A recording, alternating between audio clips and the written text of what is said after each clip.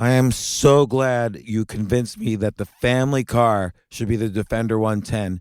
It is so beautiful inside, it's so comfortable, and it just feels indestructible. Yes, it really is. I've been waiting a long time for the new model to come out. The Defender 110, I'm telling you, it's my favorite car of all times. It's my third one.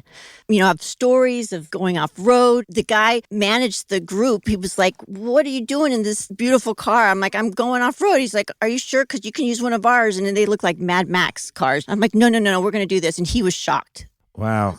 Well, it's great because the Defender has been reimagined for 21st century adventure, and its unparalleled off-road ability as well as its robust interior are invaluable whether you're headed towards uncharted territory or just a weekend of exploration. The Defender 110 tackles challenging surroundings with absolute confidence. The SUV conveys strength outside and in, featuring peerless technology like an intuitive driver display and an award-winning infotainment system. That's my favorite part, to keep you connected no matter where the journey takes you.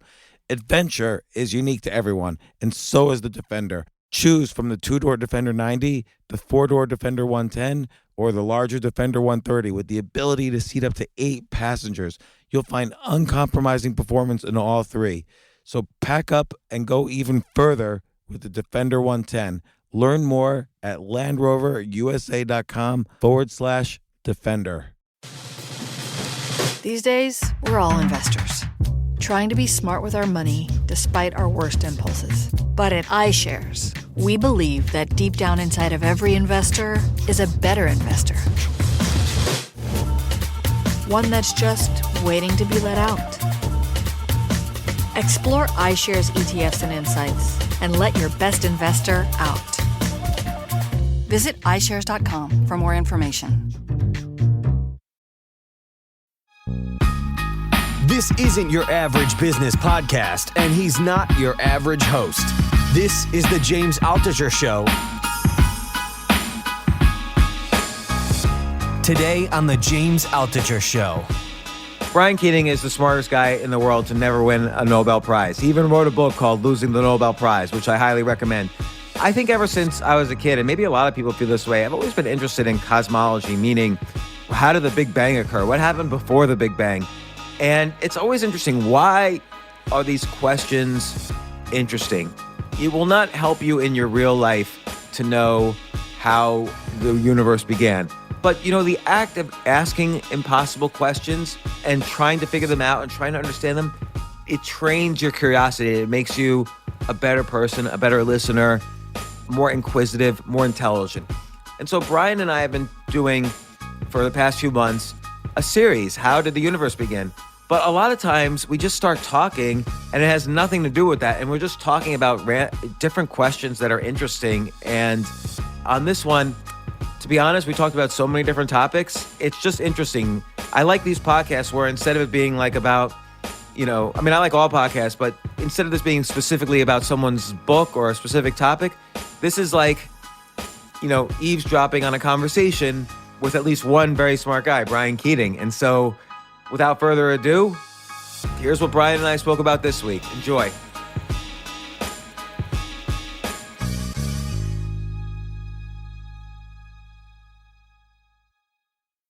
Start recording, yep.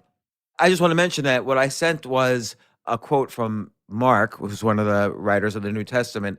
The quote is, "Jesus came not to be served, but to serve others and to give his life as a ransom for many." And I just love the poetry of that phrase. He gave his life as a ransom for many. Like, ransom to who? Who was holding, who had sort of kidnapped him? Like the earthly concerns had kidnapped him, and he gave his life as a ransom for many, so that I guess in a poetic sense, that we can look to his example and not be as sort of kidnapped by the earthly concerns. He was the ransom we had to pay, and that society, that mankind had to pay. And I like that, because if you look at the bookstore, there's a self-help section.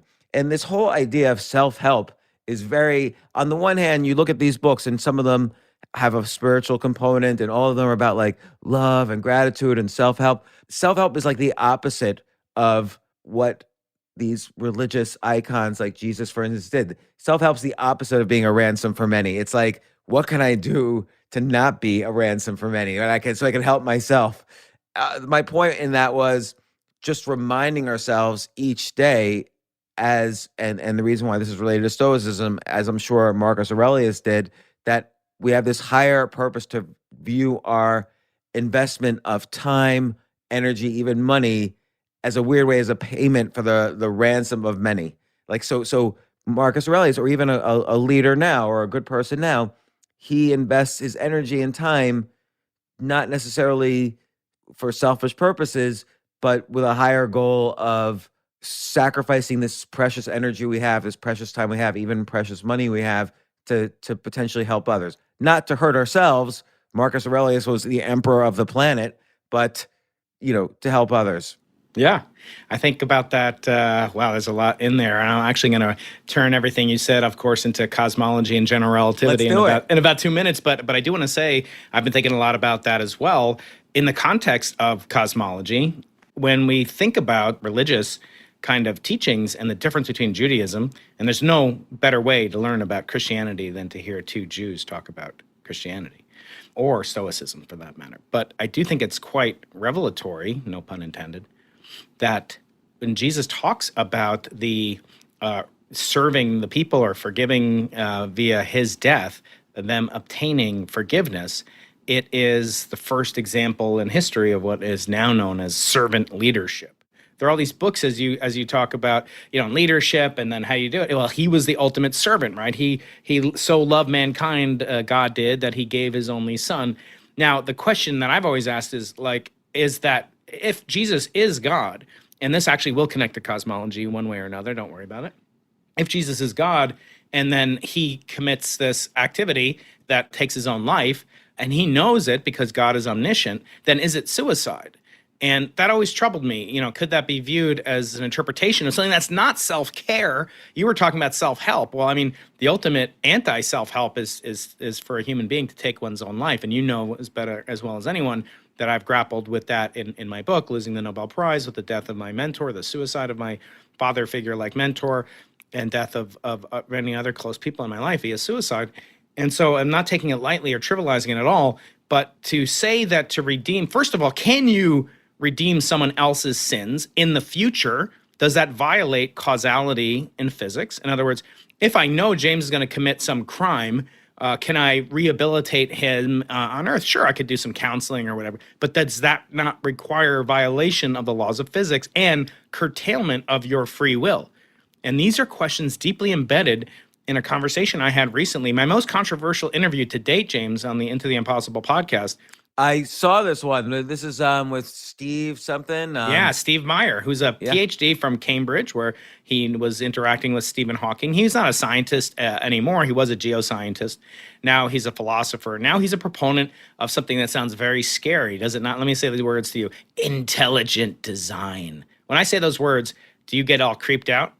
Yes, because I think right now the concept of God is very detached from science. Wouldn't you say? I mean, I understand in your discussions and in discussions among physics that there's still consideration. Well, how do we fit, particularly among religious scientists, how do we fit God into this picture of the universe?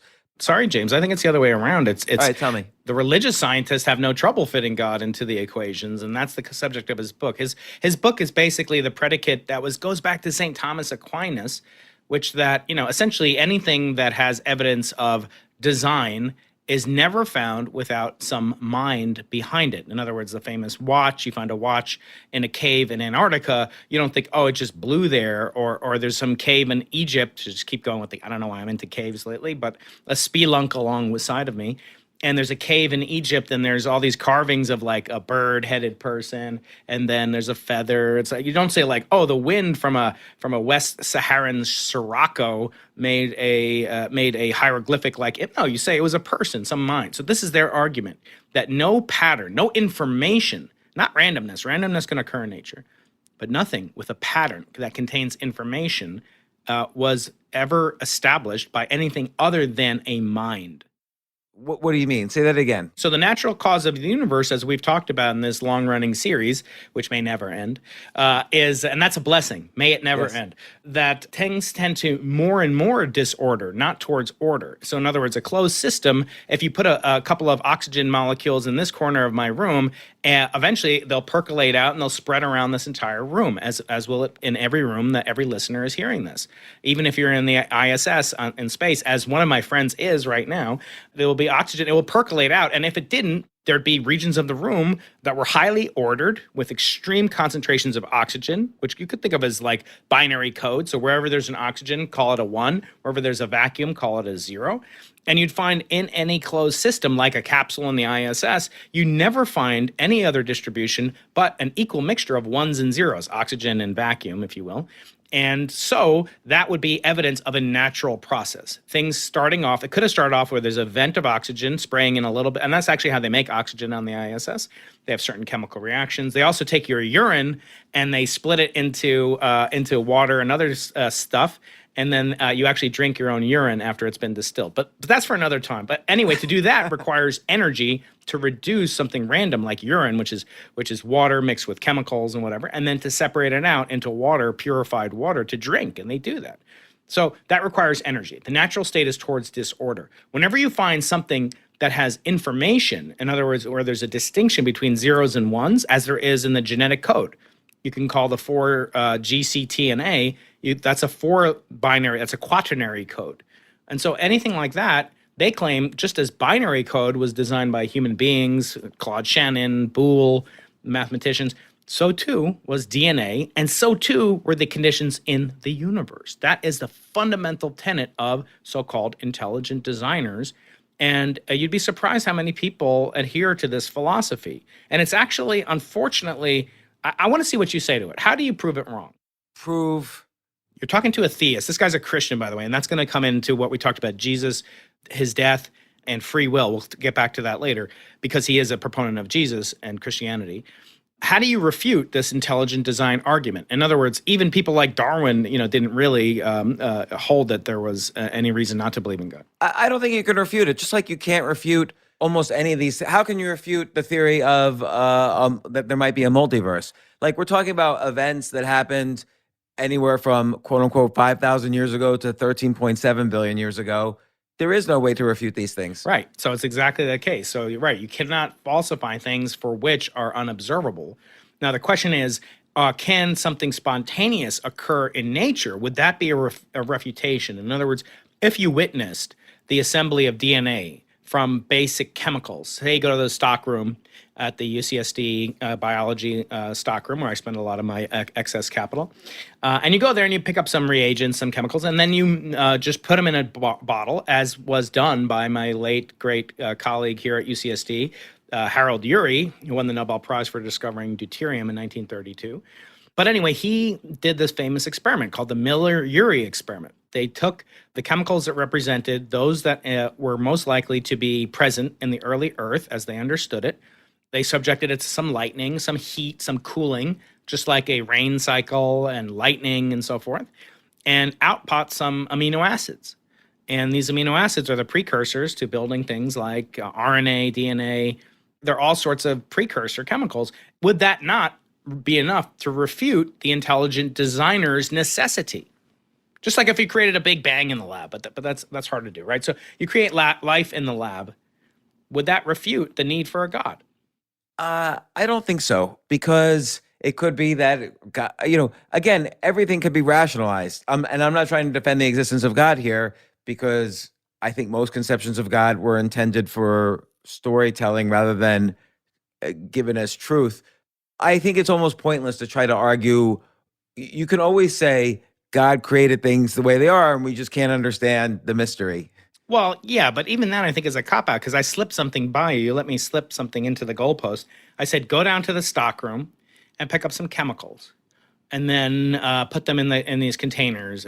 I was slipped in there a tremendous amount of what are called initial conditions. See, I realized in the last couple of weeks since we talked, since Skip the Line came out, and your awesome new book with Charlemagne the God. I want to do Charlemagne's first interview with an almost Nobel Prize losing experimental physicist. You and Charlemagne on the Into the Impossible podcast. But that's another story. Oh yeah, that'd be fun.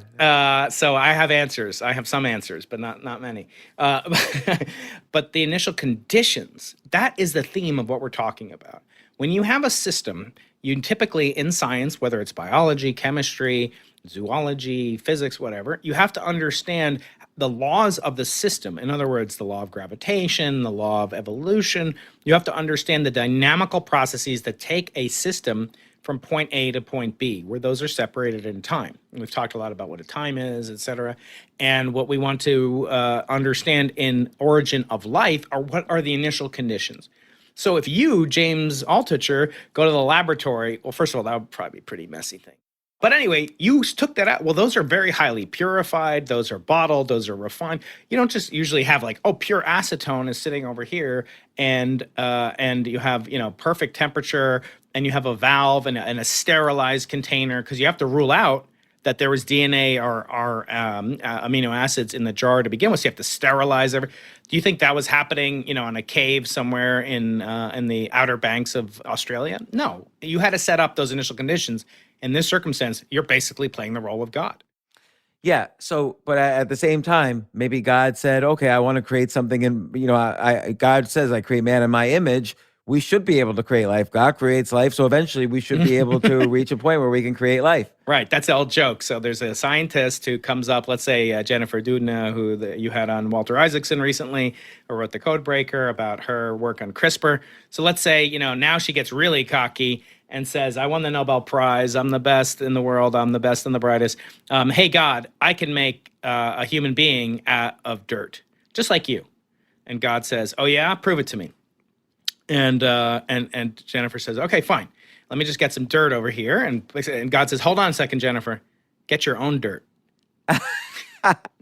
Well, okay, but let's take the next part of that story of God, which is, can Jennifer Doudna make a woman out of a backbone, out of a spine? And right. And the answer is yes, because she could take the stem cells out of these bones and inject them into, I don't know, a fetus or whatever, and create the life that she wants to create. And of course, you're saying that women are easier than men to create? Come on, James.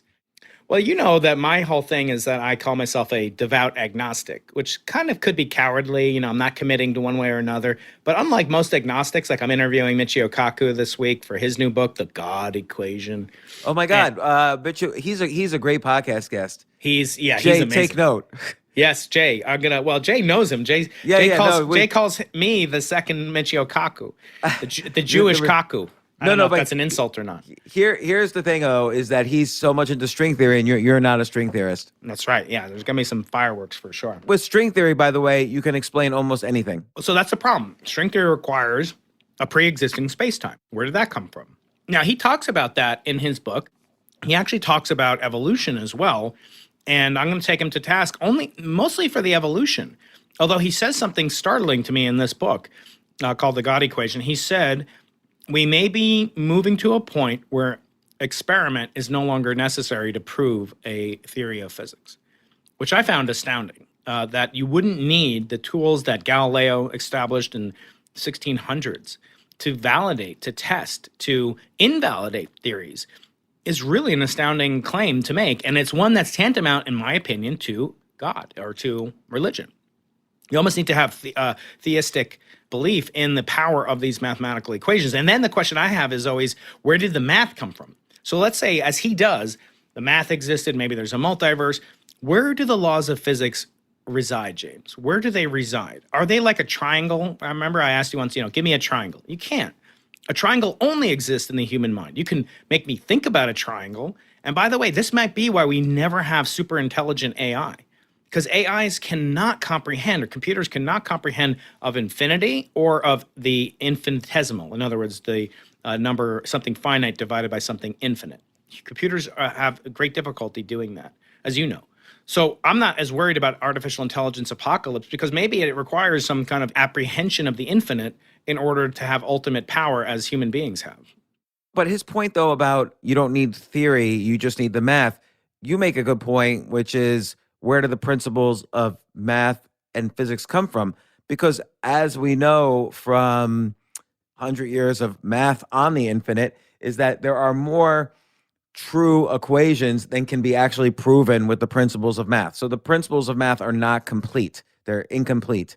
And then furthermore, any sophisticated system of rules of math or physics or whatever is insufficient to prove all of the possible. There are more things that are true than there are proofs of things that are true. It's Olive 0 versus Olive 1, the two different types of infinity. So the you could map all the proofs to the number of integers, but all the things that are true you can map to the number of real numbers, which is the greater infinity. So to his point, you have to really believe your first principles in order to be willing to accept some things that are true that can't be proven. So his point is correct, right? But at the same time, we need to prove things, or we don't know, or we don't really have faith past a certain level in physics, even though there are certainly things that are true that can't be proven. Yeah, and what's interesting is that people like, Richard Dawkins will admit such things. They'll say Dawkins said the machine code of the genes is uncannily computer-like. In the same book where he says that life exists and the universe is exactly the way it exists, as if it were created with blind pitiless indifference. In other words, he on one hand is saying that life certainly contains information, and obviously, this kind of the structure of life, the genetic code. What's happening with these intelligent design folks is that they're saying that there was an intention behind the creation of the universe, and so I push back a little bit by saying, look, I'm a cosmologist, and he has some speculations on how cosmologically tuned and what information the cosmos by itself has in it, and there I had a great deal to say. Because, again, when you see natural processes, if you see a beam of light coming towards you, a radio signal, you're very conversant with radio signals, literally and figuratively. If you see a radio signal and it's very, very pure, it's an extremely pure signal, almost like a laser beam is a pure color, there are certain things in nature that are incredibly pure radio waves. And so you might say, well, just like the laser wasn't created by, random processes, it was created. I went down to Radio Shack, now owned by Ty Lopez. Did you know that Ty Lopez owns Radio Shack, James?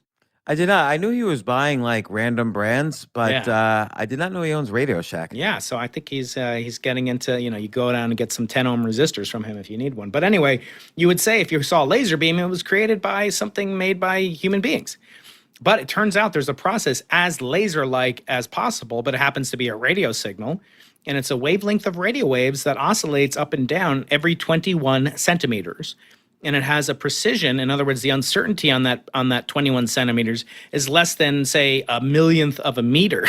So it's incredibly exquisitely fine-tuned and precise. And you'd say that must come from a mind, broadcasting a radio wave that wants us to hear it from deep interstellar space. Until you understand quantum mechanics. And then you realize that line, that signal, is the result of a very, very well understood transition in the hydrogen atom, which is the most prolific element, the most numerous element in the universe. This element has, as you were saying earlier, can a particle have its position and its momentum understood exactly at the same time simultaneously? No, the answer is not. That's the Heisenberg uncertainty principle. And so, too, the electron can oscillate its spin direction. So electrons rotate in some sense like little tiny baseballs with high velocity of spin or rotation, angular momentum. And there's two different directions they can point with respect to any given direction in space, either along that direction or anti-parallel to that direction. And the electron kind of does both. It flips back and forth between those. And if you do the calculation, it comes out to give you a wavelength of 1420 megahertz frequency, or 21 centimeter wavelength with almost no uncertainty in it. In other words, we actually use that signal to calibrate certain radio instruments that we measure. And so you can be fooled by nature as well into thinking there is design. Now, if that started to modulate, so if you just hear a signal in your radio and it's always the same, that carries no information. It may be designed like a laser, but unless it shuts on and off and you can do Morse code with it or binary code with it, there's no evidence for a mind behind it. So I urge them to look a little bit harder into the evidence that they claim as evidence for a mind behind the cosmos. But where this connects to Easter and what we just talked about, at the very beginning of the show, is whether or not you can go from, let's say you believe me, that, like, let's just say Pascal wagered correctly. In other words, it's better to live as if there is a God and be wrong because at least you lived kind of a nice life. And what's the punishment? And the same thing would have happened to you if there wasn't a God. But let's say there is a God and you don't act that way. Well, the punishment is eternal damnation. So Pascal's wager is act as if there is a God. Now let's say I convince you by the end, or I don't convince you. This guy's book convinces you there was a mind behind it. Can you get from that mind to Jesus Christ? I think that's a very interesting question. In other words, can you get from a notion of a creator of a mind to a specific mind? And I think that 2 billion people believe in worldwide.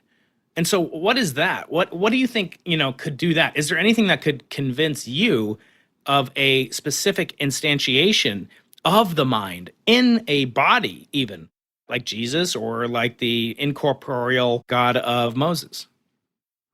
Well, when you say, can you derive Jesus, do you mean derive someone who is a God himself on earth and then sacrifices himself for some reason for the cause of many?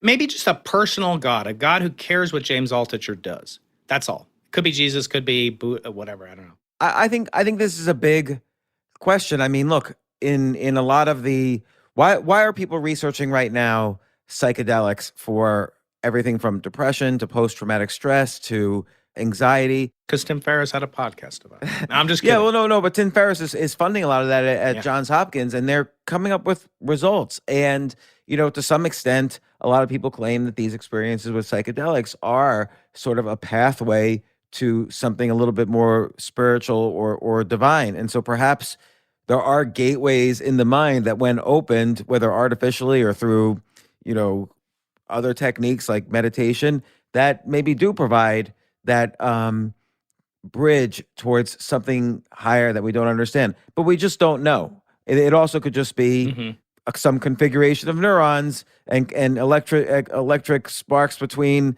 neurons that creates those feelings. There's this documentary right now on Netflix about near-death experiences. A lot of those near-death experiences are exactly the same as how people describe, like almost word for word, how people describe ketamine experiences. So we just don't know if just these, what seems like a spiritual moment could also just be your neurons are scrambled in such a way that you're feeling some kind of extra spiritual connection. And well, so that was the whole Cartesian, know. Descartes, brain in a vat. How do you know you're not a brain in the vat? How do you know this is all the matrix? I actually find, there's a hierarchy, Keating's hierarchy of uselessness. When you think about, like, do I have to have this conversation that I prove that I exist to you? Like, if I have to answer that question, it's not a conversation I want to have. In other words, like, if I have to demonstrate or somehow prove that I am a sentient thinking being, it's going to take up so much of my mental calories that I really don't have time for it. And those kinds of conversations always frustrate me, like, because I can just kick you in the grapes and you'll know that I exist, right? No, but this applies to, let's look at Maslow's hierarchy of needs, because I think we can rebuild Keating's hierarchy of useless conversations. Basically, what's the lowest point? You need food and shelter, right? That's physical needs. Yeah, physical needs. So let's look at like some really poor, I'm going to just use a cliche. It's like a really poor person in Africa who's been deprived of food, shelter. Their parents are dead in war, and they're not studying a lot of like French, poetry and philosophy from the 1300s, right? They don't have time. What's a useful conversation to them? We could argue every conversation for them is clearly a useful conversation. Like, how do I get food? How do I get shelter? How do I even find a modicum of happiness and joy in my day? Those are useful conversations. Then the second thing, what's the second need on the hierarchy of needs? I think it's like safety or like not being threatened or something like that. Like, you can be fed, but there's a tiger outside your cave. Yeah, so let me just see. Yeah, so safety needs, you're right. So those are useful conversations, like, should I wear armor if I go here? Should I carry a knife if I go into the woods? Can I make an assumption that anyone listening to this on an Apple or an Android or on their computer, they're not actually in a cave in sub-Saharan Africa in the 1300s? Right. So these are clearly useful, and if you're crossing the street, are you safe? Like that's what we say to our kids. Like don't cross the street because it's not safe. So these are like in the hierarchy of useful conversations. That's an important conversation to have with my kid. If you're crossing the street, you need an adult with you to be safety. Then there's love and belonging. So these are important conversations in our hierarchy of conversations. So you have a friend who's just seeing someone, and a day later they want to get married. Well, you have a conversation. That's a useful conversation. Well, do you really know enough about the person? Is this just low, that initial excitement? Should you calm down? Or let's say you're married for 15 years and someone cheats. Like you have that's a useful conversation. Should I leave them? Should I not leave them? Is he or she apologetic? Like that's an important conversation. Mm-hmm.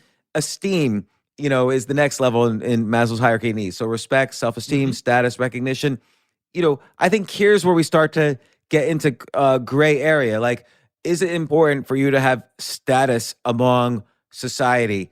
I think that's a useful conversation, but it's a little less useful because it might be the case that status, what does it mean 200 years later when everybody that is dead? Was it really important that you spent some energy and even some painful energy trying to get status? Like, can you tell me, for instance, the 14th president of the United States? This is the man who's president of the planet, basically. And if I ask anyone who's the 14th president of the United States, maybe if they kind of calculate it out from starting from number one, they could figure it out. But almost nobody can really tell me the answer. Right. Franklin Pierce. But and also, are you free? Freedom is in this. So is it a useful conversation? Mm-hmm. Are you free? And so I'll define freedom as a greater percentage of what you do is because of you want to do it as opposed to someone telling you to do it. And so let's say that's freedom, roughly. There's no real definition, but I'm defining it that way. That's kind of a useful conversation, like for people in our society. Like, oh, are you doing this because your boss, your professor, your parents tell you to do it, or are you doing this because you really want to do it? And if you want to do it, explore the reasons why you want to do something. Is it because your family, for generations, your family did it, or whatever? So that's probably a useful conversation. And then, of course, self-actualization is the highest in Maslow's hierarchy of needs, desire to become the most that one can be. That's probably useful as well. Like, are you really optimizing who you are in this short time you spend on this planet? But then above that, is anything useful? Like, for instance, discussing how the universe began, whether it's a religious or a physics discussion, is this useful? Because I'm sure, Brian, you get asked all the time, why do you want to find out? Well, what's it going to change my life if I find out how the universe began 13.8 billion years ago? Was there cosmic inflation? It's going to lead to 6G. I always say, like, it's going to lead to... No, you're absolutely right. One of my friends who passed away, Hans Parr, who's a great professor here at UC San Diego, he used to say, like, we serve as physicists because there's no war. In other words, Neil deGrasse Tyson, who's coming on my show the next week, and has been a guest on your show. Yeah, he's going to be great. He wrote a book called Accessory to War, and it's all about astrophysics as useful, practitioners of the military discipline from antiquity to today.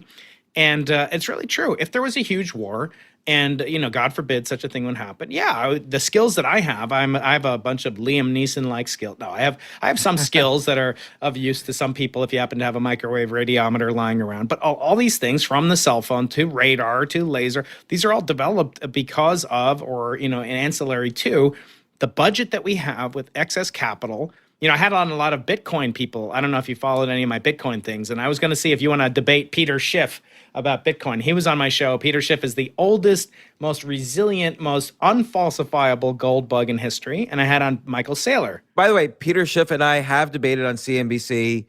And I would argue, I don't want to insult the guy. He works very hard. But gold is just a rock. Whereas Bitcoin actually has, a million man hours of software in it. Like, forget whether it's a currency, forget valuation. There's actual hardcore use for Bitcoin, and all the uses for gold there are industrial uses of gold, but they're the same industrial uses of silver and copper. So since silver and copper are cheaper, I'd rather use I have silver cavities, not gold cavities. We have silver semiconductors, not gold semiconductors. Yeah. So right. The only point I was making is that so I said to Peter, there's proof of work for Bitcoin and proof of stake for Ethereum and stuff like that.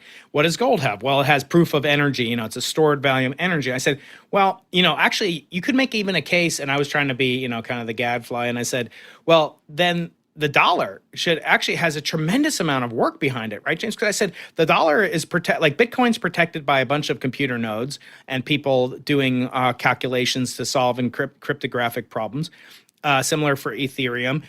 Gold is, protected by guys with guns in some safe somewhere underground that where it was dug up, then, as Warren Buffett said, reburied underground, but this time with guys with guns. But what's the protection of the US dollar? It's just a piece of paper. And I said, no, it's not. It's protected by 9 nuclear-powered carrier battle groups. The value of each one's about $1 trillion. And try replacing that. Try like replacing the hegemonic influence of the U.S. military. And that connects back to what I said. The only reason that I can do what I'm doing now is because the U.S. government hasn't basically exerted eminent domain over me and my students and my research budget, and said, "Look, you got to go build, some advanced hyperdrive weapons or whatever." Did I say that out loud? I'm not supposed to talk about the hyperdrive weapon, but that's exactly the point. But again, my point is like, I view these kinds of existential conversations as really a Boolean or binary situation. Either they're worth having, and you're going to go like deep into them, but you're going to assume that the question is a good one. In other words, the question of whether or not I exist, it's a good one, but we're beyond that. Like, I think to redebate those things doesn't lead to any progress up the pyramid of needs of Maslow. I'll come up with a simple definition of a useful conversation. And well, it's encoded right there in the word useful, which is that, can you build a business around the answer to the question? So if we're talking about relationships, which is the third, love, belonging is the third from the bottom on the hierarchy of needs. Well, there are billions of dollars of businesses created around these conversations, like Tinder and Match.com as an example. And, there are a billion examples. Issues around self-esteem, achievement. Well, look at masterclass.com and universities and so on. And then, self-actualization, are you doing the best that you could be? There's businesses around, how can you quickly solve problems? Like Google is basically a self-actualization business. And, it allows you to not spend time researching the trivial so you can focus on, becoming the best that you can be. And so, and you made a point that astrophysics is useful to study because maybe we might need hyperdrive weapons, or maybe there's other things like we need to populate Mars when Earth collapses or whatever. But at some point, then you have to ask, is there a business behind understanding if cosmic inflation occurred in the first trillionth of a second after the Big Bang? Like, what business can be developed after that? Now, I'm just playing devil's advocate. I do think there is a use for these things, which is that curiosity is a muscle that leads to innovation ultimately, and these are great domains to exercise our curiosity.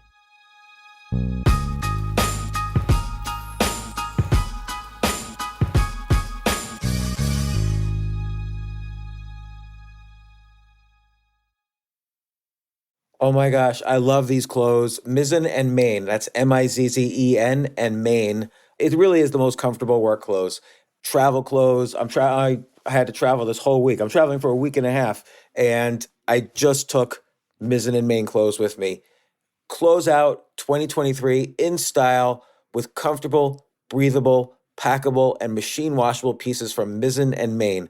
As you wrap up your year-end goals, enjoy a Mizzen and Main dress shirt that you can wear confidently. I like that they've very, very just nice, solid colors. I don't really like to get all fancy in patterns and everything, although they do have some pattern shirts, but very comfortable clothes, stretchable pants. It's just super comfortable, but they look professional, and you can wear them casually or professionally. I like some of their flannel shirts or untuck shirts. I love untuck. I never tuck in. So again, whether you're shopping for a special someone or giving yourself the gift you really want, I just buy myself gifts. Mizzen and Main is the perfect gift for any guy who works, travels, and cares about looking and feeling great. As you could tell by my many photos across the internet, I care about looking fantastic. I'm practically a model. And let's be honest, every guy loves to look great. So again, shop now at mizzenandmain.com and save 20% when you spend $130 or more using promo code James. That's promo code James at Mizzen and Main, Mizzen and Main.com.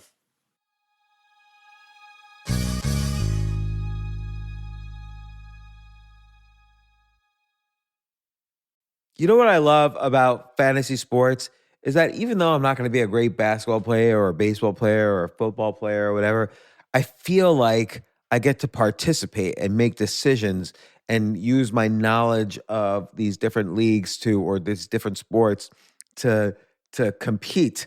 So it's like I can pick my team or I can pick my favorite players and I could use my knowledge to make predictions and maybe even make money. So with the basketball season here, you can now pick combo projections across football and basketball from the Specials League on Prize Picks. This is a league created specifically for combo projections that include two or more players from different sports or leagues. Want to play alongside some of Prize Picks' favorite players like rapper Meek Mill and comedian Andrew Schultz, who's also been a guest on this podcast, and I've been a guest on his? You can now find community plays under the promos tab of the app to view entries for some of the biggest names in the Prize Picks community each week. Look, Prize Picks even offers a reboot policy so that your entries stay in play even if one of your players gets injured. For football and basketball games, if you have a player who exits the game in the first half and does not return in the second, that player is rebooted. Prize Picks is the only daily fantasy sports platform with an injury insurance policy. What?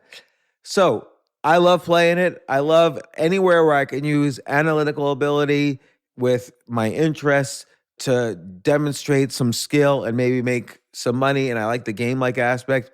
I do wish they had chess as a category on prizepicks.com, but I'll settle for what they've got. Maybe I should make my own fantasy chess league. But in any case, I love Prize Picks. Go to prizepicks.com/James. Use code James for a first deposit match up to $100. That's the easiest $100 you're ever going to make. So that's prizepicks.com/James and use code James. Daily fantasy sports made easy.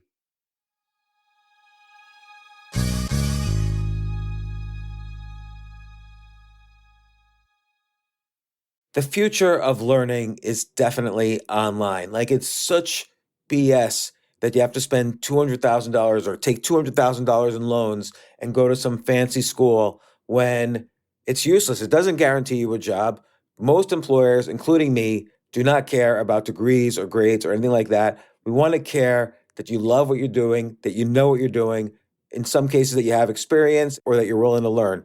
But people in general love learning and are curious. Like, the key to success is curiosity. And I think masterclass.com is the perfect model for online learning. I'm really happy they're sponsoring this episode. If you're going to give a gift, give the gift of learning. Masterclass makes a meaningful gift this season for you and anyone on your list, because both of you can learn from the best to become your best, from leadership to effective communication to cooking. Let me tell you some of the classes I've taken. I've taken comedy from Steve Martin. I mean, can you believe I can take a class from Steve Martin on comedy, or Judd Apatow, my favorite comedy director? I could take an actual class from him on writing. Wolfgang Puck on cooking. Dan Brown on writing, or Judy Bloom, who's been on this podcast, on writing. By the way, Wolfgang Puck also has been on this podcast. It's such a pleasure. I try to take classes all the time from masterclass.com. And whether you're watching Masterclass on TV or listening in audio mode in the app or on their site, the quality speaks for itself. It's like these Masterclass instructors are your own personal mentors that are going to help you reach the next level. How much would it cost to take one-on-one classes on comedy from Steve Martin or on chess from Gary Kasparov? You just wouldn't be able to do it. But it would cost hundreds of thousands of dollars. With a Masterclass annual membership, it's $10 a month. Memberships start at $120 a year for unlimited access to one-on-one classes with all 180 plus Masterclass instructors. So it's not just $120 for one instructor. You get all 180 plus Masterclass instructors. boost your confidence, and find practical takeaways you can apply to your life and at work. And if you own a business or are a team leader, use Masterclass to empower and create future-ready employees and leaders. That's the real education in today's world. So this holiday season, you can give one annual membership and get one free at masterclass.com/JAS. JAS, of course, stands for the James Altucher Show. So right now you can get 2 memberships for the price of one at masterclass.com/JAS. Masterclass.com/JAS. Offer terms apply.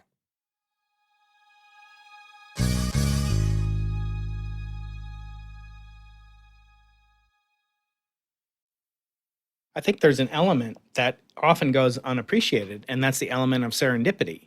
That most great discoveries and things that we deal with at a fundamental level or many of them, not most, but were accidental. And there's many examples of that, including the discovery of the cosmic microwave background, including the discovery of penicillin, which then led to tremendous numbers of drug developments and so forth in the future. But, the problem is, as I say in Losing the Nobel Prize, serendipity is pretty hard to plan on. By definition, it's unknowable, it's unexpected. It contains that Darwinian element of surprise. And surprise being something that contains information. So I would say, what would Claude Shannon, one of the fathers of modern information theory, what would he describe as something that's useful? It would be something that stores information, that can reproduce information, that can somehow process information. For example, your computer on your desktop computers are clearly useful to you, right? But are they profitable? Can you make a business out of them? You could have, if you're Michael Dell or, this guy in San Diego, he had, remember Gateway computers? Yeah. There was the guy, he just made Gateway, you could order them. They came in a box like a cow from somewhere. And I don't know if the guy's alive or dead, but like the 14th president, it's like he made some huge, okay, so he started a business, but still these computers are still useful to us. And so my question is, how do you get new surprise? How do you, not is something useful, James, but how do you generate that which can produce something that can produce a business? Okay, that's a great point, because let's say back in 1905, there was this young, just random office guy, worked at a desk in a patent office going over patents, and he had this dream of what would it be like if a man traveling on a spaceship going the speed of light were to look at a man standing still on Earth. And who would guess that such a question, which doesn't sound useful at all, because when's the last time you ran into a man traveling on a spaceship going the speed of light? Who would guess that conversation about that would lead to, let's say, nuclear fusion and nuclear energy and atomic bombs and so on? So you're right. So it's taking the edge of curiosity and combining it with the useful and let's say that happens over and over again, 1 out of a million times that the useful has sex with the not what seems like the non-useful, will have a baby that's useful. So in this case, Einstein's dream, so to speak, had sex with our need for cleaner energy, and the baby of that was remarkably nuclear energy. Yeah, and I think we can relate exactly Maslow's needs that you started off with a little bit ago with Shannon. I mean, what Shannon is saying is that the amount of information that you associate, the way that you say something is worthy or has good information, is by asking how much doubt, how much uncertainty, how much safety, how much uncertainty did it remove? And therefore, how much more safe in some intellectual sense do I now feel thanks to that information that was conveyed? So in other words, you buy a lottery ticket, you don't know if you're going to win, but the surprise that you feel when you win, because you know how uncertain or improbable that is, and maybe that will lead to more physical safety, et cetera, that more improbable something is, the more uncertainty, anxiety, and doubt is removed. And maybe you move up the ladder of Maslow's hierarchy of needs in so doing. Yeah, no, this is a good point, which is that what's really happening, let's look at the entire development of information theory. And I'm going to include in information theory things like Alan Turing, who figured out a way to encode, with his sort of Turing machine ideas, how to encode all information or how to encode all mathematical equations, or people like, I guess it's Alonzo Church, who developed the lambda calculus, which is sort of a way to also encode all first principles in mathematics. And all of this information theory, like labeling it, we always knew information exists, but actually defining the different types of information and learning how to simply encode it eventually led to, today's computers. So it was sort of like and so I would argue there's a little extra leap, which is that not only did Einstein dream about, this man traveling the speed of light, he basically labeled what is actually happening. So the E equals MC squared. He figured out what's actually happening. It's just like if you're arguing, let's say you're arguing with your spouse, and she's saying, or he's saying, you don't clean up your room enough.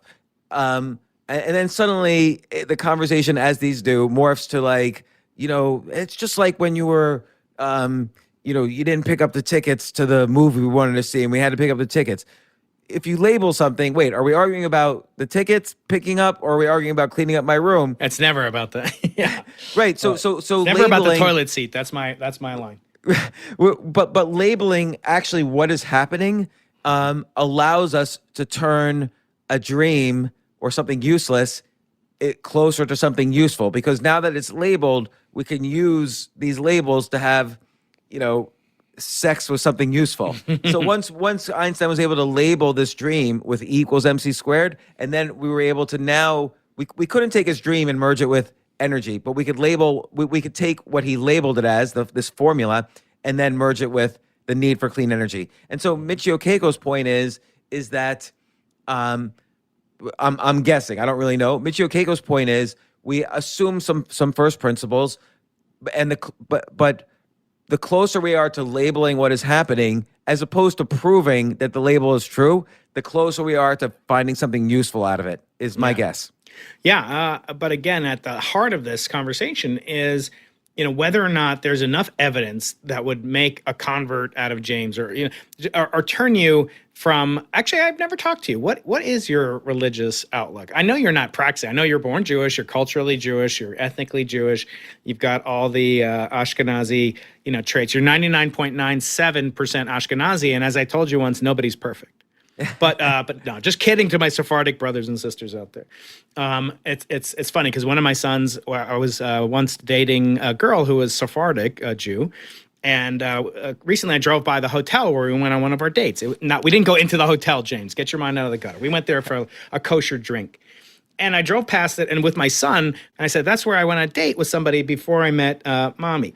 And he goes, wow. And I said, yeah, because it didn't work out, you're here now. And he said, "No, Daddy, no. If you married that girl who happened to be Sephardic from Israel, or no, she was from Iran. I would look the same as now. I would be here. I would just have very straight black hair." And I said, "That's so racist." But no, and I said, "That's wonderful," to him. I said, "That's very interesting. So you think it goes along with Daddy, right? You think your existence goes along with me? It's just your superficial looks." I'd say, "No, you wouldn't even exist. Who knows where you'd be, or who knows what you'd be? I know it'd be worse because I love him so much and he's perfect the way he is." But it's just interesting the way that kids think, like what cause and effect lead to the particular state of information that's realized. So I want to ask you, what would it take for me to talk to you to get you to say go to church or to go to synagogue or to be what I call a practicing agnostic? I believe that I am a practicing. I don't like the word agnostic, just like I don't like the word atheist. I feel like atheists belong to a religion, the religion of atheists. In fact, atheists are almost more religious than religious people because they are constantly arguing about atheism. It's still an ism. It's a philosophy of the universe. They will argue it to the bone. They will hate people who don't believe them. It's exactly like you're 100% right. And I've done that. I've said that. So James, and by the way, a lot of atheists are into then spending $5,000 for a mantra in transcendental meditation, even though you can meditate purely for free. And I got mine for free from Deepak Chopra himself. He changed my mantra from schmuck to shalom. It was in my episode from January called "God is Within You" or something. But yeah, you're absolutely right. I talked to Michael Shermer, who runs Skeptic Magazine, and even he and I come to this agreement. He's a devout, practicing atheist, but even though he says the only reason he doesn't like atheism because it defines you by what you're not, but you're absolutely right. It's as militant, kind of in its dogmatism as any religion. Well, and look, take atheism one step further.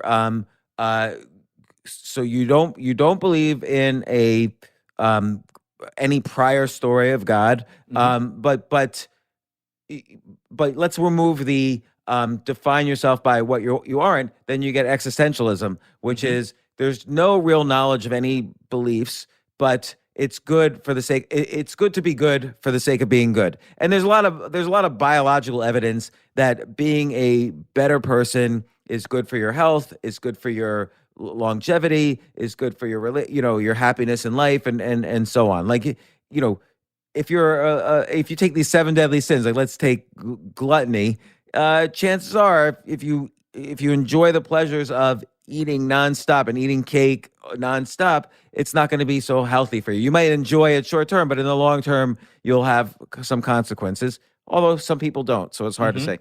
But for me, I do believe that there is something of reverence, but it's not separate from me. Like all the universe, and this is, by the way, related to deeper philosophies and Judaism, which is that often the definition of God is everything that isn't in Judaism, because you can't really understand. Anytime you try to put a name to God, there's no real name to God in Judaism. So anytime you and take that one step further, anytime you put any attribute or name or label to God or any of God's features, you're wrong in Judaism. And so God essentially is defined by everything that isn't. And I kind of believe that. And so meditation, so let's connect that to meditation for a second. Meditation is basically discarding in your mind everything that you think exists. It doesn't. So you basically, a lot of meditation is just not this, not this, not this. Like you have thoughts that happen in your head. Well, you notice them and then you dispose of them. And meditation is just that ongoing process. And so I think Judaism and a lot of these philosophies of meditation are almost exactly the same. But then you add on the ritualized aspect, like, okay, now you got to go to synagogue and you got to do this and do this and do this. I don't like any of the rituals. I kind of like the purest form of these religions. So in that case, then I feel like the way that you're proclaiming it is sort of agnostic. Agnostic that there's a human-like being that created the universe. Right. But that's just a story. Here's my difficulty with that, with the way that you specifically practice. So I'm going to go deep, and I'm not going to say you have to vote and you have to run for president, although I am going to take your lead and do that. But nevertheless, imagine the scenario. We make contact with an alien species, and we don't know yet about their God or whatever, but if they believe in God or if God even exists or what have you. But I say, look at me or look at my rabbi, look at James, and look at Richard Dawkins. Place James on the spectrum from Richard Dawkins to my rabbi. And I'd say, okay, well, let me look at him, because all we can do is observe him. Oh, okay, well, he doesn't kill anybody, but neither does Richard Dawkins. He doesn't commit adultery. What was the other? He's not a glutton. Neither is Richard Dawkins. Richard Dawkins, he doesn't go to this building with a pointy, spire on Sundays, and James doesn't go there. Maybe James goes to that flat, ugly looking bookstore, library looking place over there. Oh no, that's a synagogue. Oh, maybe he goes there on Saturday. Oh no, he doesn't do that. In other words, how would somebody distinguish you from your behavior? I would say I am more religious than your rabbi. Okay. So because your rabbi he puts a cap on his beliefs by once he engages in ritual. But you can't know someone's beliefs, right? I mean, how do you know what someone's thinking or they believe? Well, they're doing the ritual because they believe there's some importance to it.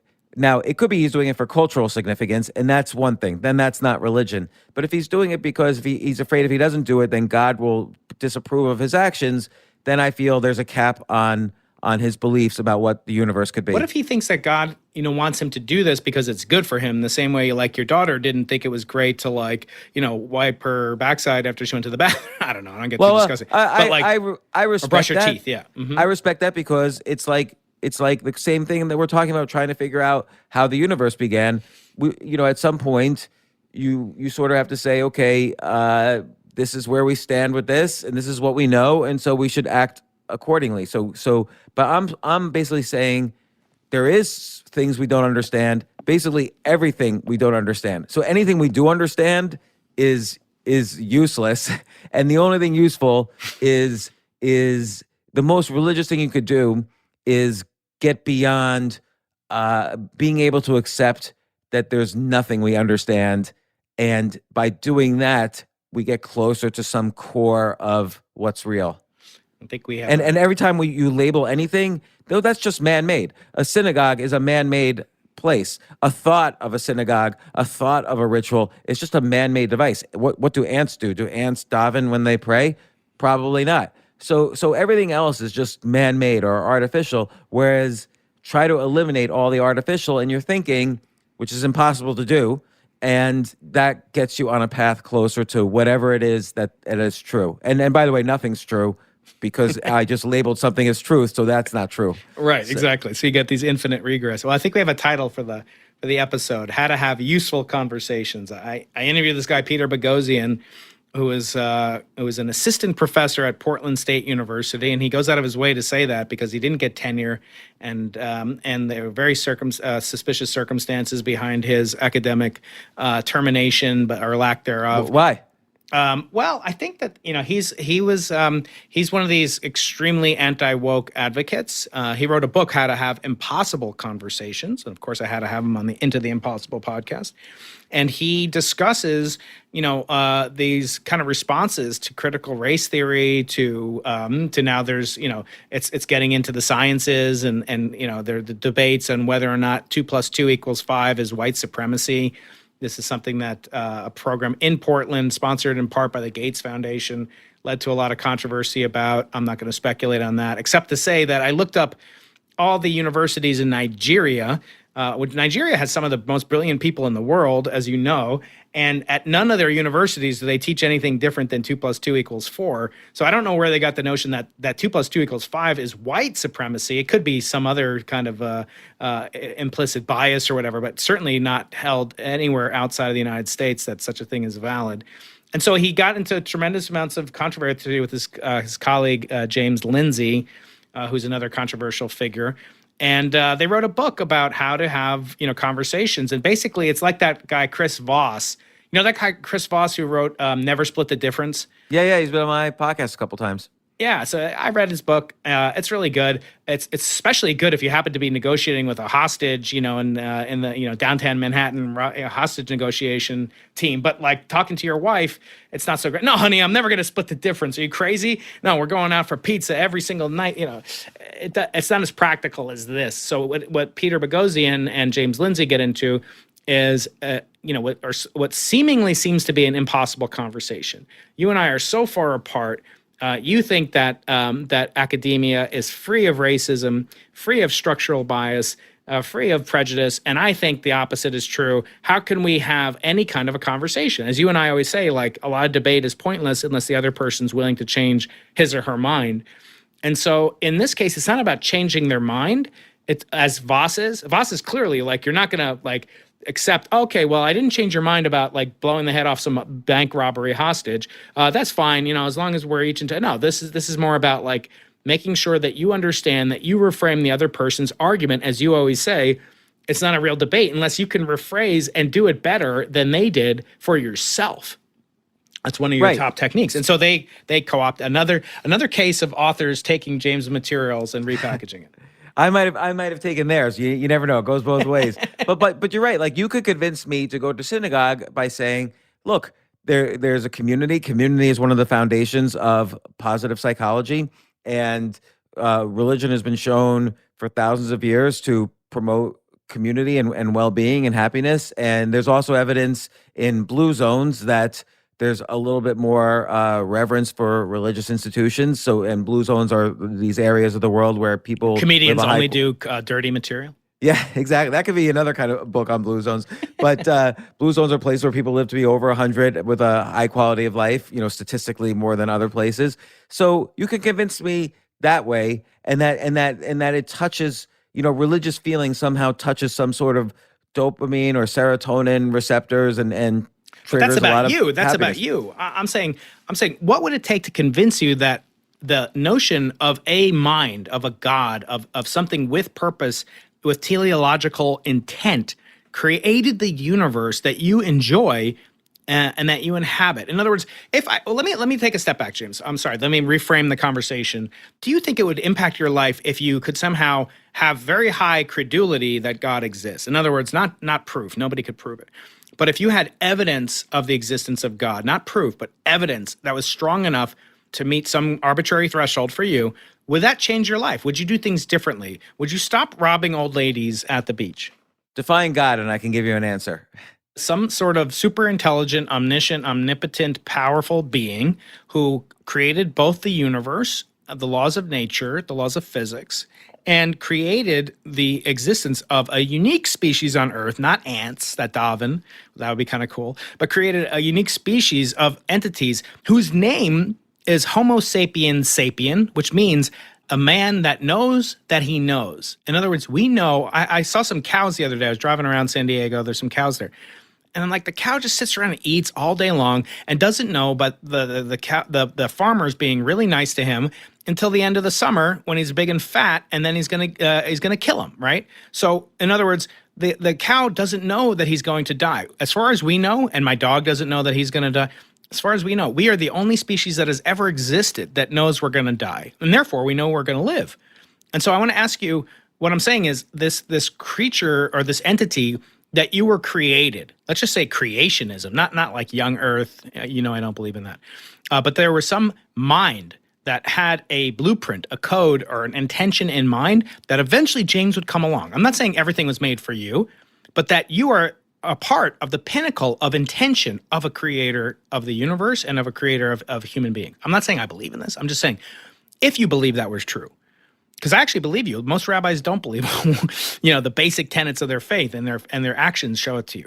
But I'm saying because you don't display actions, what if you did know that, or not know that? What if you had evidence of that there was this supernatural being? What you're saying, more simply, is if there's evidence of a divine uniqueness of man. Yes. And so the question is, what does that mean? Does that mean I need to live as if I have some purpose? No. First, let's not get too weighted down in it. Would it change your life? Would you change your life? No, Okay. because I don't know what that means really. That I assume that I'm unique in some way, and it makes me want to live the best life I can live. So I don't know if it would change me, other than like the way I think about things does change me, because it helps me to ultimately realize nothing is that important, and I could live accordingly, which is actually, it doesn't mean live poorly, because that would actually be bad for my life and my family and my biology. But I don't give importance to any supernatural or any extraordinary thing in life. Everything is. So let's say on this, my colleagues upstairs in the astronomy department, who work on searching for extraterrestrial life. What if they actually make contact? It's a benevolent species of aliens that exist, and we know that we are actually created by them. In other words, we are aliens. Let's say we're a simulation. That's the same kind of thing. Okay, so let's say that we're a simulation.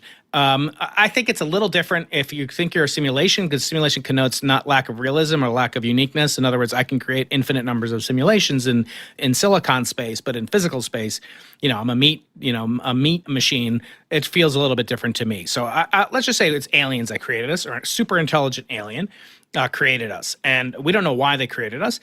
Would you change the way that you live? I think you would. I think there's no chance that you would. But why would I though? Like, what would be the reason? Wouldn't you want to learn about that particular entity? Okay, yeah. So I might want to learn about that. But and what they want for you? I would want to learn if this is what I was saying before. I would want to know, does that mean I have some obligation because of this? I would want to learn what that obligation is, or or does it mean I have some potential to do something that is extraordinary that I'm not aware of, and I want to learn what that is and how to go about it and how to take that path. So yes, the answer is yes. it would change my life. So it would, exactly. So I think now I'm asking, so what's the probability of there being that alien species? And maybe you think it's very low. But what if you could, by learning about the potential characteristics of such an entity, that you could come to, maybe aid in the search for the existence of that species? In other words, like, we're just missing somebody who could tell great comedy routines, is a chess master, and is able to come up with 10 ideas a day. And that's all we're missing, because we have this thing of this fascination with the number 10 in this particular religion. But we're just missing you, James. And in other words, like, is it the collective experience that would appeal to you? Like, James would want to know, what does this alien want for human beings? Or would it be more important to know, what does this alien want from me specifically, James? Like, oh, I should divorce Robin and marry marry Birdie over there. I would just assume, unless I was told otherwise, that I'm already fulfilling the aliens' dreams by pursuing my curiosity. Like, presumably, I would imagine, and I could be wrong, they're curious how we would act, and they're learning from our curiosity and our discovery, and how the same way we experiment on things, they're doing an experiment by creating us, and by me being curious and expanding my horizon of knowledge. That's what the purpose of being human is. That's why we try to figure out, how did the universe begin?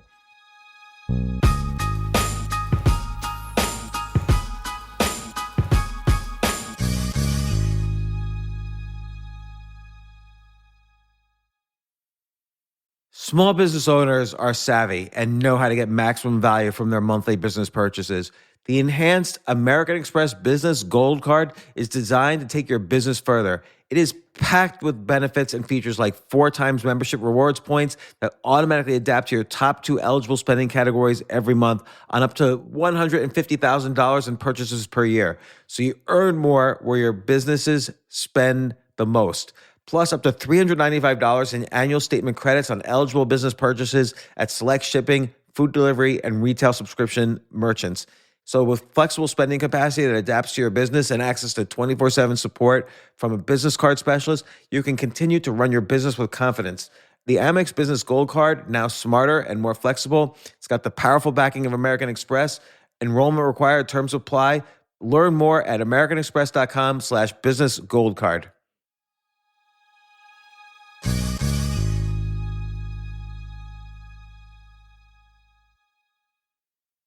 This is such a valuable service for all business owners, big businesses, small businesses, doesn't matter. I wish I had this in the many different businesses that I've started. Sometimes it seems like your business is humming, but then suddenly you don't understand it. You're starting to fall behind. You're not understanding where your costs are, where your revenues are, where your payments are. Teams are buried in all sorts of like BS work, and you can't seem to close the books. So you need like one dashboard, one source of truth. I'm jealous of this business, NetSuite from Oracle, of course, NetSuite by Oracle. I wish I'd come up with this idea. It's a brilliant concept to have all your business intelligence on one dashboard. This is why you need to know these 3 numbers: 37,000, 25, and 1. So 37,000, that's the number of businesses which have upgraded to NetSuite by Oracle. NetSuite is the #1 cloud financial system, streamlining accounting, financial management, inventory, HR, and more. 25. NetSuite turns 25 this year. That's 25 years of helping businesses do more with less, close their books in days, not weeks, and drive down costs. 1, because your business is one of a kind. So you get a customized solution for all of your key performance indicators, your KPIs, in one efficient system with one source of truth. Manage risk, get reliable forecasts, and improve margins. Everything you need to grow, all in one place. So right now, download NetSuite's popular KPI checklist designed to give you consistently excellent performance, absolutely free, at netsuite.com/James. That's netsuite.com/James to get your own KPI checklist. netsuite.com/James.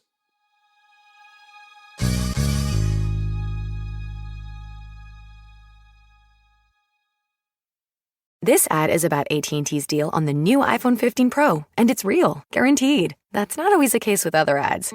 The view of a lifetime. Only with a pricey upgrade. Breathe in to find inner peace. Then pay extra to remove the ads. At AT&T, we mean what we say. Learn how to get iPhone 15 Pro with titanium on us with eligible trade-in. Guaranteed. Connecting changes everything. AT&T.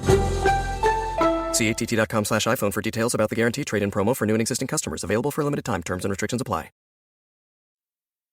If you look at the fundamentals of physics, you break it down to the smallest components, the infinitesimal, which is how it all started with quantum mechanics, you realize we don't even know anything. Most of space is empty space, and like we were talking about in the beginning of this, that we can't, even a particle, we can't both determine its location and its momentum. So at a very fundamental level, information and knowledge disintegrate. Not just break down, but they completely disintegrate. There is nothing to know. And so I assume that by living my life according to this really basic first principle of the universe, then that will give me a better life, a religious life. Yeah, it's hard to argue with that for somebody, who is obviously a good person, is doing good things. But don't you think Judaism argues the same thing? There is no way to label reality in Judaism. Well, yes, and Judaism is a pragmatist, kind of practical behaviorist religion. So, in other words, the way that you meditate is prescribed. The way that you mourn, and actually, this is something that came home very close to me when my father passed away. That was extremely difficult to envision the mourning process proceeding in a different way than it did when I lost my father. And having that different way be better or an improvement upon this thousands of year old tradition that's known as Shiva, meaning seven, just sitting Shiva means sitting for 7 days at home. And it's very orchestrated. I don't know if you've ever experienced that, James. But it's almost comforting, is it not? Because you don't have to come up ad hoc with a new thing in the worst possible moment of your life when you've lost a parent, the rock of your life in some sense. And then you're having to he would have wanted me to scatter his ass. No, my brother thinks, he would want to be, dropped out of an airplane into a volcano. I don't know. There are all these different, there's a very specific regimented set of rules. And now you could say, well, I can do them and not believe in God. But my question, I guess, is and again, I am talking as a devout agnostic, but someone who I believe devout in my devout agnostic definition differentiates me from you in that I actively will go to a temple. I will actively read the Torah. I will actively, and I know you do a lot of these things, maybe not temple. But there's a good reason for that you do these things. And there's a good reason for the Shiva. And then on mourning too, I really find it beautiful that you have the funeral, you have you sit Shiva, and then you are not allowed to visit the grave for 1 year. And that's very beautiful too, because it means you need to almost exercise the muscle of moving on with your life, and that's what that's about. And so you're not allowed to bring flowers. Yeah. So my point is Judaism is a good example of a concentrated group of people that have focus grouped best practices for eating, for sleeping, for sex, for marriage, for death, for reverence of nature. It's almost like they focus grouped so many details of life so we could live the best life, and they use that as an example. And by the way, then Christianity and Islam, the two biggest religions, kind of come from, they stem from Judaism. They also appreciate this focus group of best practices, and they've only changed it slightly, those best practices. So how do we know it's not just one giant focus group of how to live life, when life was arguably harder to live than it is now? Certainly it was. And just we bring up Christianity, and I want to tie this to the origin of the universe, because they make a distinction, these Christian apologists, which is called apologism. I don't know why it's a terrible name, but anyway, they call it Christian apologism. And what it means is basically rational arguments for the existence of Jesus.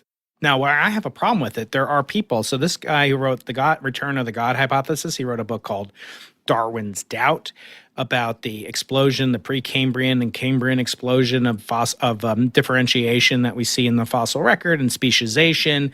and how improbable that is just based on ordinary natural selection. This is something that troubled Darwin. He wrote The Signature in the Cell, which is about, encoding DNA and information. So that one you actually, don't need to read. This new one is a lot more comprehensive. Oh, by the way, James, this guy writes books that are 600 pages long, and then you get the book in the mail. I got the book in the mail and said, Dr. Keating, I love your work. I saw your videos. I'd love it if you gave an endorsement on the back of my book called The Return of the God Hypothesis. It's coming out next year. I said, maybe I would. Look at it. He goes, oh, next week would be great. I'm just like, next week? This is 560. And I have a rule that I don't endorse books until I've read them. And you're a Nobel Prize losing physicist. Yes. Exactly. You're a busy guy. You can't get homework assignments from someone who's not going to give you a Nobel Prize. And I said, look, let me talk to you on the phone. And here's my problem. I said on the phone, and he's a wonderful guy. We've become very good friends.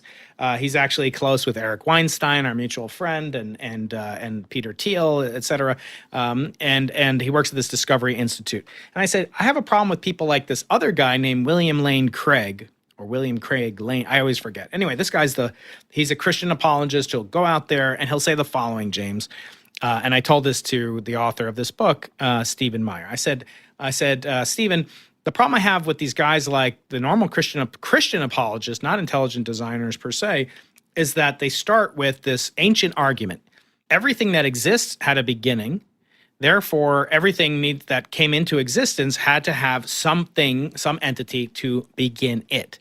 And that is, you can call that, the laws of physics or whatever. And then we got into, where do the laws of physics come from? So let's put a pause in that, pin in that for now. And then I say, the next thing they say is that everything that exists, that's designed, has a purpose. And that purpose may be, may not be, undecipherable by us, but it has a purpose. A watch, a computer, a Leatherman tool set. These all have purposes. They're all made. Food is made, and distilled wine or whatever. It all has a purpose. And then everything that has a purpose, there's a mind behind that has a desire for that entity to act in a certain way, and therefore Jesus Christ. Well, the last one seems like a hard assumption. That everything has a purpose is part of Darwin's theory of evolution. Right. There's nothing extraneous. Predator and prey. Yep. There's nothing extraneous in nature. The survival of the fittest means demise of the weakest. And so if you have carrying all this extra genetic information and extra limbs and stuff, you're probably not going to survive so long. So right.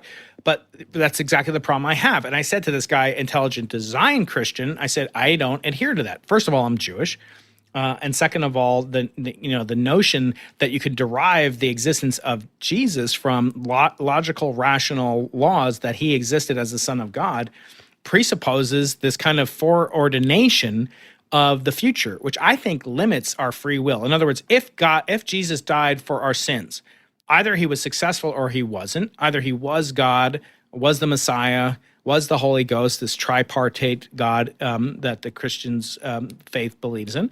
But does that not rob us of our free will? In other words, how can you die for somebody else's sin? In Judaism, it's a sin. You're only allowed to die if somebody asks you to worship an idol, asks you to commit adultery, or asks you to kill somebody else, murder somebody else, not kill, but murder somebody else. Otherwise, you're not allowed to die. In other words, if I say, James, eat this ham sandwich, and you're a practicing Orthodox Jew, you'll say, pass the mustard, because it's to save your life. If I say, if you don't eat this ham sandwich, I'm going to kill this woman over here. Okay, then you're going to, then it's different. Then, if you don't take the bullet, so to speak, I'm going to, you cannot take another person's life or be even indirectly responsible for it. But what Jesus was doing, I said, was, it's not one of the methods by which it's okay to give up your life. So for that reason alone, I find it a challenge to accept the divinity of Jesus, or perhaps that he had, died for my sins. In other words, he would have to know me personally. Now, you could say it's an allegory for all mankind, but then you get to this concept of original sin. And Judaism doesn't have such a concept. So for these reasons, I said to this guy, I'm reluctant to give a blurb on the back of your book. And he said, that's fine. And so I ended up reading the whole book, making sure it's not like, oh, if you made it this far, you're now a Christian. I had to make sure, like I used to do in my high school history essay, check this box if you're still reading. this to my Mr. Middlestat, which he never checked the box. But so the notion is what's being proclaimed is that having a beginning of the universe is tantamount to at least admitting the existence of a designer of the universe. And I push back even on this guy whose book I did endorse.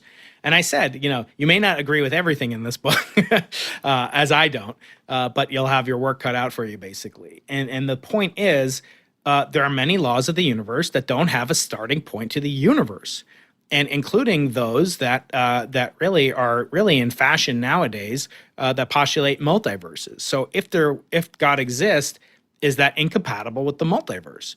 But then I turn it around to my, by the way, people that are atheists don't call themselves atheists anymore. They call themselves humanists or secular humanists, because that doesn't proclaim a lack of belief in something. But now there's other ones that are scientific ones. They call themselves scientific naturalists or scientific humanists. Sean Carroll is one of those. And then they say, well, start with the laws of physics. I can get you a universe. But again, then you presuppose that physics, math, and the laws of logic exist. But by the way, it doesn't always presuppose that, right? Like in a multiverse, it's sort of, there are theories of a multiverse where every universe kind of has a random set of first principles for physics and math. That's exactly what I was going to say. Those universes don't necessarily last long. They could be like sort of weird mutations of the laws of physics, so they last for a quadrillionth of a second, or they last where there's no way to have any matter or anything like that. And then out of an infinite number of scrambling the laws of physics, we happen to stumble upon this universe, which has the laws of physics that could create our form of life and matter. Right. So I actually take it a step further, because what you just said is absolutely true. And there is a survival of the fittest element, the fecundity of the universe of the type that we inhabit. And that leads to what's called the anthropic principle. And there's different versions of the anthropic principle. It basically says the universe is as it is to produce creatures such as ourselves, here to ask why the universe is here as it is. Or as another physicist once said, a theory of everything describes everything except that which theorizes about a theory of everything. Right, which is why we're always able to take it one step further. Like the first theory of everything was Earth's all that exists. Right. Second theory of everything is, okay, everything revolves around the sun. Third theory of everything is, okay, the sun revolves around the universe. Fourth theory of everything is, the universe is just a galaxy and we revolve around a bunch of other galaxies. And it keeps going. Yes. And I think what happens when you take that to the limit, that's when you discover, let's call it truth. But the paradox is you can never take it to the limit because there's always the next level. And I want to take it to an even farther level. So you exactly are demonstrating your command over losing the Nobel Prize, because I talk about those 4 different Copernican revolutions where we thought we're the center of the solar system, the galaxy, the universe, now the multiverse. Now in time, you can have a multiverse. In other words, you could have a multiverse that's parallel universes to us. There's another universe just over there. It's a heck of a nice place, I'm told. Let's go there, but it's in the 6th dimension, so we can't access it. Or it could be a cyclical multiverse where there's just one universe. We're in it now. But 10 billion years, 100 billion years ago, there was another universe that died for our sins, the Jesus universe, if you like, and then made up the material that we're made up. But here's another thing that I've come up with, and I have not had a satisfactory answer, despite interviewing 9 Nobel Prize winners for my upcoming book, Think Like a Nobel Prize Winner, inspired by James Altucher, with 2 of 5 forewords written by James Altucher. Don't ask me why I have 5 forewords in the book, but I'm hoping James will write at least 2 of them. I will. And I'd be honored. So thank you. So in these conversations with these Nobel Prize-winning brainiacs, I asked them questions about the ultimate testability of nature, the existence of the multiverse, the existence of what's called in string theory the landscape, which is another type of multiverse.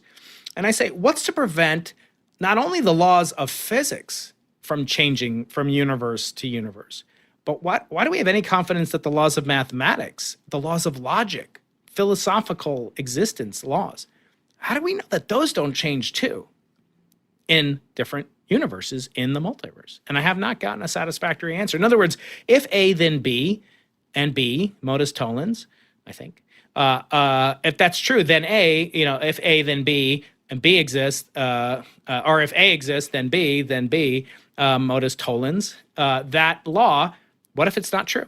What if it's the opposite in universe, 65,069?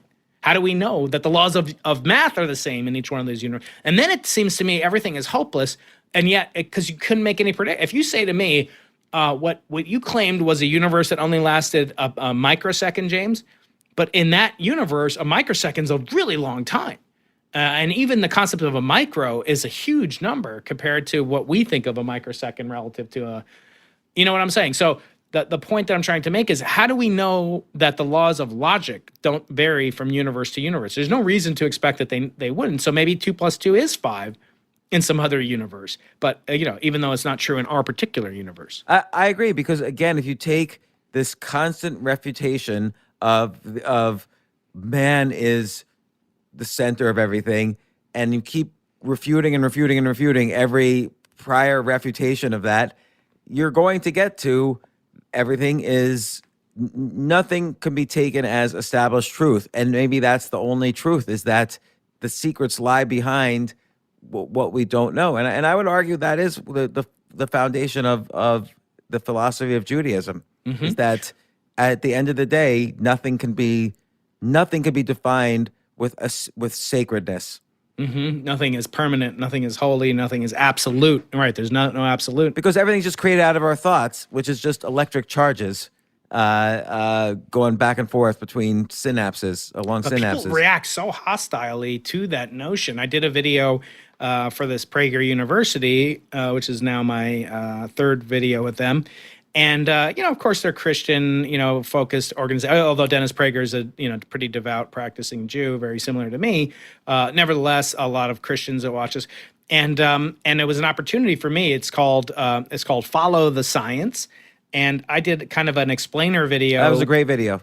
Oh, thank you very much. Yeah, it's been seen almost 1 million times in just 2 days. So it's really fun to do that. But in that video, I kind of took some of your advice to heart, because I knew people would say, "Oh, I'm not even going to watch this video. They don't even believe in global warming." So, like, one of the 3 pieces of evidence that I talk about, in addition to, like, I believe in gravity, the Big Bang, and one of them is human-induced, not just global warming, but human-induced global warming.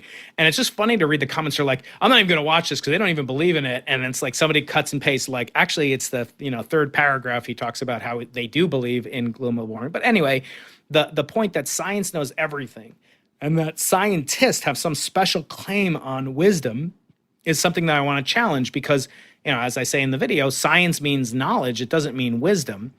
And I did another video on my channel on briankeating.com or on YouTube. And the video is actually called Knowledge Not = Wisdom, meaning that there are all these people throughout scientific history who thought they had the right answer, the truth, the knowledge. And it's just amazing to think about how little they knew in retrospect. And yet we know that, and we still have so much confidence in scientists and the ineffability of science, and obey scientists and listen to scientists. What do you make of that? Like, why do people know that, like, Aristotle thought there were 4 elements and there's 114 of them, and yet back in his day he was unchallenged for 2,000 years. Why do we think today is any different? Yeah, I don't know. I think a lot of it's become political. When politicians say, "Well, I'm pro-science," it implies the other side. And because we live in a binary society, at least the United States, you either vote Democrat or Republican. If you vote, very few people vote for other parties. That it becomes you're either this or you're this, which is the opposite. But let's just take a look at the knowledge does not equal wisdom thing, which I believe in. There are many people far wiser than me throughout history when there was basically no science. And, maybe even 40,000 years ago, before documented history, there were people wiser than me. Like someone who said, let's go towards this area because it's probably less tribes that we're going to have to deal with, which means we're going to live longer because there's going to be less violence. That's a wise decision. Mm-hmm. Whereas other people who are scientists might say, no, let's meet the other tribes because we'll learn together and we'll learn about them. And it might be wiser to not learn as much. A great example of wisdom without religion is Buddha. So Buddha lived in this grove where his monks and him lived, and he lived right in the middle of three warring kingdoms. One of those kingdoms was related to him. He was a child of that kingdom, and he was, supposedly going to be the prince or the king or whatever. And what kind of wisdom did it take to make sure none of these three kingdoms, who were all warring with each other, none of them killed him, even though he was even affiliated with one of the kingdoms? There had to be a lot of wisdom, and other than religious wisdom, just common sense, like, how do I navigate these warring kingdoms? That was probably pretty difficult. Absolutely. And let's take Jesus. Jesus is, when he enlists Peter as his disciple, Simon the fisherman became Peter. Simon says, listen, I didn't mean the pun, but Simon says, Simon said, listen, I'll go with you, but first I got to bury my father. And this is a very wise thing. Jesus said, let the dead bury the dead. And, that's an analogy towards, you can't live your life filled with the regrets of the past, filled with obligations towards history as opposed towards your future. And that's a very wise thing, regardless of whether or not there is an intelligent designer. I agree. When you think about how, the tradition has endured, the wisdom has endured, that's why, I guess with you, I'm always curious, and you've had these conversations about burnout and so forth. I'm just curious, let's say you've already kind of ascribed, tremendous amount of wisdom to Buddhism, to Christianity, to Judaism. And I never hear you saying like, atheists, like some atheist idea is like incredibly wise. And all these religions, from meditation, which you do engage in or have engaged in, to Jewish rituals, like we talked about Shiva, the mourning process. We talked about these parables and the Stoic wisdom of Jesus that you have kind of really highlighted in past conversations. And so what, like, why not be religious? I guess from a practical standpoint, like if it's increased your happiness, James, and it decreased your burnout and gives you fulfillment, why not like turn up the notch a little bit, go a little bit deeper? But I do consider myself very religious. Like, I learned from all of these great examples, and everything in life is an example of some divinity that I am unaware of. And I'm unaware of any aspect of it. I know nothing about it, but everything we see is a clue. And I think living life that way is the most religious life you can live, as opposed to fighting for a belief. I'm not saying you're doing that, but I'm actually thinking of atheists in this case. Fighting for a belief kind of caps your curiosity. It's like what you say about science. It's like the whole point of science is to question given science, come up with theories, experiment, learn more, and move the frontier of knowledge. And I would say religion is a science. It's all kind of theories that we try to prove about what divinity might be out there. And I'm saying the most religious you could be is to doubt all religion, to keep moving into mystery and curiosity. Yeah, the quote that I have in my PragerU video or in my BrianKeating.com video is by Richard Feynman, Nobel laureate Richard Feynman, who said, science is the belief in the ignorance of experts, not the wisdom of experts, not the knowledge of experts. Because if you had just accepted what Aristotle said or Isaac Newton said, you'd never have Einstein, you'd never have Weinstein, you'd never have Keating, right? So and that would, and you would never be eating. That's right. Yeah, Einstein plus a W is Weinstein, and eating plus a K is K. I want to just finish up this conversation on the end. No, this is not the Into the Impossible part, but I can never resist because there's so much I want to tell you about everything from BitClout, which I am the biggest holder of altcoins called Altucher coins on BitClout. Let's talk about that some other time. Oh yeah, no, let's talk about that next time because people keep telling me I should go on BitClout. I've never been there. Is it worth going on? You've got $50,000 plus in stored notional value. Yeah, what people do is you basically buy, convert a tiny Bitcoin into a BitClout. Then you take the BitClout and you buy a creator coin. So you can buy a creator coin. So I bought you, and I bought Eric Weinstein and Kamal Ravikant, who is a good friend of both of ours and just a wonderful individual. He was on my show, is coming out that. So he's, but it gives you that wonderful vice of envy. Like, why is the Ravikant, coin worth more? And it's funny because his brother's coin, Naval, is like one of the founders of popular attention to blockchain. And his coin's like $50,000. Musk is the highest, I think. Musk has a coin that's worth $91,000. I don't know anyone who would be full, because you can't sell it. You can't you can't convert it back to Bitcoin yet. Supposedly you will be able to take it off the blockchain. But anyway, I don't want to talk about that yet. But I do want to talk about, because there's a lot of like weird things that could happen. Imagine part of your value of the Altucher coin is like how much social notoriety you're creating on Twitter, followers, Instagram. So like one way to do it, what if James becomes president? So like if you became president, Donald Trump's coin is worth like $80,000. You know, it's much more than Altucher coin is worth, or a Keating coin. So anyway, I want to talk about, because then there's like, what if somebody like takes out a hit on Elon Musk's to make his coin, God forbid, or whatever. Anyway, there's all sorts of weird scenarios I want to get into on that. The other thing I want to talk to you about is Think Like a Nobel Prize winner, which is coming along. I want to talk about PodPub. But the last thing I want to talk about is actually very pertinent to my interview with Michio Kaku and Neil deGrasse Tyson, and even my friends when I talk to like Eric Weinstein. Here's the problem I'm having, and this is a generic question, not just for physicists, but when you're talking with a guest, and they're obviously genius, they're brilliant, but they're talking their own book. They're talking about what they want to talk about, what they're comfortable, what their book literally is about in the case of Kaku and Tyson. Or Eric and his theory of geometric unity, which he came on my show and revealed it, and not on Joe Rogan's show, on my show. Was the first and best. Very important. Yeah, it was. But the question I have for you is, I'm dealing with people, and I know what my audience wants to hear, and I feel like you're the best person in podcasting. You and Jordan Harbinger are extremely good at asking the questions the audience wants to hear. But do you ever worry that you might be like kind of falling victim and like not pandering, but you're just like, you're talking the book of your guests, which is not really what, I don't think we have a job. I mean, it's not my job, it's your job, but I'm supposed to be a professor, right? But how do you avoid that trap? No, but this is a great question. So there's two answers, and one's very specific, which is, if they come on, let's say Kim Kardashian's publicist reaches out to you and says, Kim Kardashian really wants to go on the Into the Impossible podcast. For the second time. For the second time, because that in itself was considered impossible the first time around. So it's a natural podcast for her to go on. And she wants to specifically talk about her book about parenting and marriage.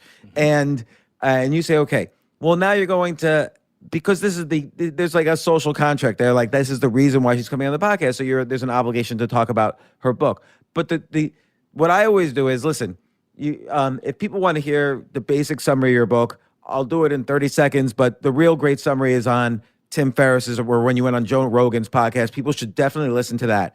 But I want to talk about, there's one thing that I started thinking about when I was reading your book that really made me curious, and then you go into that, and that could bring you down. It's still off the concepts in the book, but you want to kind of establish a narrative that's just not her on repeat. And some guests are harder than others to do that with, but I think that's incredibly important and your responsibility as a podcaster. But there's a bigger question too, which is, do you also pander to what your audience wants? So for instance, when I started writing my stories, my personal stories, my audience wanted to start a story with, man, I had a gun to my head and I was about to kill myself because I went broke, and then I took all these, did this, and then I finally bounced back, but it was pretty miserable, and then I went broke again. Stay tuned for the next part. Failure porn you've talked about, right? Yeah, and there's a danger, and you see this happen in TV shows all the time, where the TV show almost becomes a caricature of itself. But Jerry Seinfeld had a really great point in an interview with Howard Stern, where Howard Stern says, Jerry, the entire country wanted you to do a 10th season of Seinfeld. Why didn't you do it?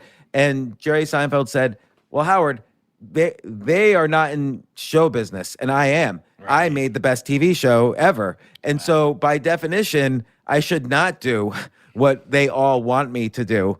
And that's why I didn't do a 10th season. And so you kind of always want to, and there's a great example with Bob Dylan. Like, he was a folk guitar player and singer, and then he goes to the biggest folk, festival, and he breaks out an electric guitar and plays a song, and they're all booing him the entire time. But he was true to himself. And then but take note, the author of Losing the Nobel Prize, he then won the Nobel Prize for it. That's right, exactly. So it's sort of like, if there's anything that divine creators, aliens, want us to do, is to pave our own path and not just go in the footsteps of paths before us, I think. Oh, that's wonderful, James. There's risk in that, though. Yeah. And so then it's okay to think like an investor, which is, okay, I want to mitigate the risk. Something I've never done is like, to destroy the planet. So I probably shouldn't do that just because I shouldn't do it because I haven't done it. So you want to mitigate the risk. There's rewards to being a human. Yeah. And the best way to win those rewards is to stay in the game. And so you have to mitigate risk also at the same time. It's a balance. As Woody Allen said, most of life is just showing up, but I got to show up to go on another radio show. James, I had such a blast. Let's do another one in a couple of days from now. Yeah, let's do it. And we still have to finally finish how the universe began. That's right. If it's even possible. Yes. So, all right, James. Love you guys. Bye-bye. Thanks a lot, Brian. Bye. Thanks a lot, Jay. I will talk to you soon. Bye.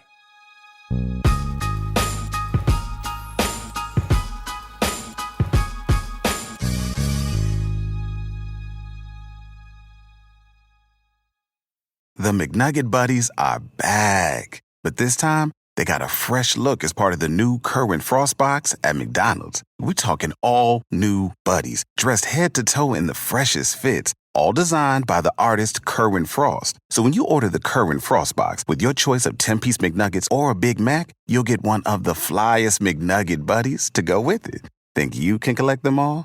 Ba-da-ba-ba-ba. I'm loving it. At participating McDonald's for a limited time while supplies last.